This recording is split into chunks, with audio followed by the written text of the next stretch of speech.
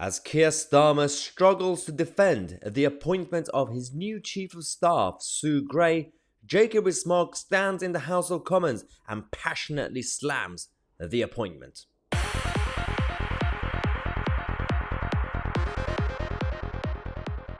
Here we go again. The Tories are loving it. The last couple of days, the stories and the whole narrative is now shifted. It's gone toward the Labour Party. The whole target is moved away from the lockdown files. To be fair, the lockdown files are still a big crisis and massive scandal.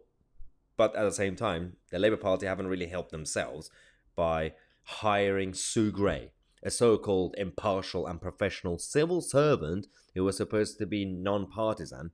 She's now going to be working for Keir Starmer, so that's brilliant. Then you had Jacob Rees-Mogg, very eloquently, very beautifully, standing up in the House of Commons yesterday and destroying Sue Gray's appointment as Starmer's Chief of Staff. Let's go to this video. I'm going to react as we watch Jacob Rees-Mogg making his statement. It's beautiful. Mr. Speaker, now many people may say that Miss Gray is a splendid woman, and I understand she even fed the cats in the Cabinet Office. But does this not smash to pieces the idea of an independent civil service, when we know that one of the most senior civil servants in the country was conniving in secret meetings with the party of opposition? And does this not undervalue years of advice and reports that she has given? Her views on devolution, which were known constantly to be soft. Her report into the Right Honourable Member, the member for Uxbridge, which we now know was done by a friend of the Socialists. Does this not undermine all her previous work and the idea of an independent civil service? Absolutely spot on, Jacob Rees-Mogg once again. The friend of the Socialists. Yes, absolutely spot on. So, it is a good point. And we've already mentioned how the Sue Gray's report and what's been happening in the Privileges Committee, the committee that's trying to impeach Boris Johnson as an MP, has been undermined. And that obviously discovered that Partygate aside, that the overall regular drinks and parties that broke all the rules in Downing Street, done by civil servants and special advisors.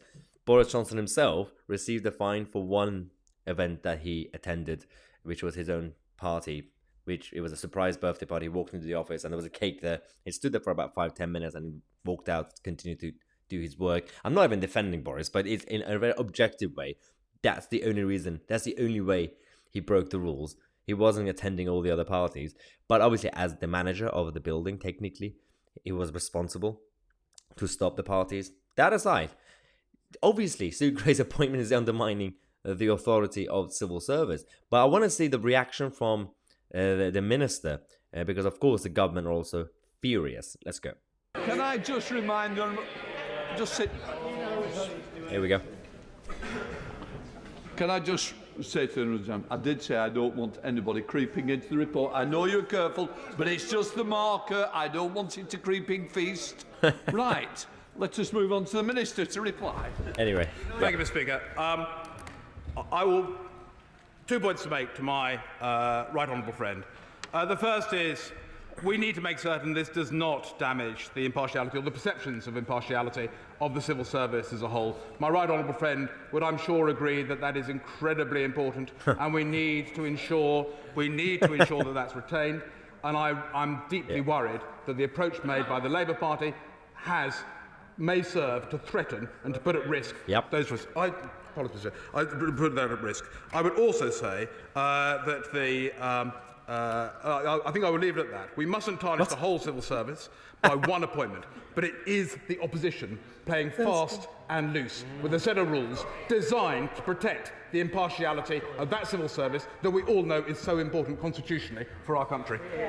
Absolutely nonsense, Jeremy Quinn. So he decided, the government, because they're so weak and feeble and they continue to work with civil service, they're so scared that they can't criticize civil service.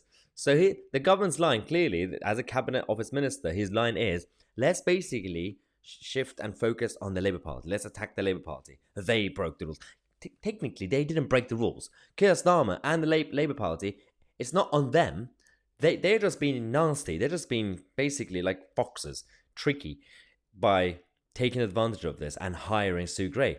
They haven't done anything wrong themselves. It's Sue Gray and civil service that have undermined the civil service. She shouldn't have accepted the offer. She shouldn't have said yes to that job. So it's on her. She was the one who undermined the civil service. The Labour Party and Starmer, obviously what they did was dodgy and not right, but they didn't really go against their own rule books. You know, they didn't really break any rules themselves. But the cabinet office ministers and the whole of the government, they are so weak and feeble, they cannot be as robust and strong as Jacob Rees-Mogg. Because they continue to work with civil servants every day, and permanent secretaries and all the top civil servants who make so much money, more than the Prime Minister, and they call the shots. So they have to be diplomatic. I understand the necessity of diplomacy. I get it. They have to be professional. But at the same time, don't make it political and completely target Starmer. We've already targeted Starmer. We've already criticised Starmer and the Labour Party. It's time to focus on Sue Gray herself. She was the one who said yes to the job. She was the one who was not impartial and not professional. Don't shift the blame. Anyway, that's my thoughts, my rant. Let's come back in half an hour. We're going to talk about Matt Hancock again, because one of the new revelations from the lockdown files suggests that Matt Hancock threatened one of the Tory MPs by saying that he would not be funding the disabled children, the budget, if he rebels against the lockdown policy. I'm Mahyar, Tousi, and we are the media.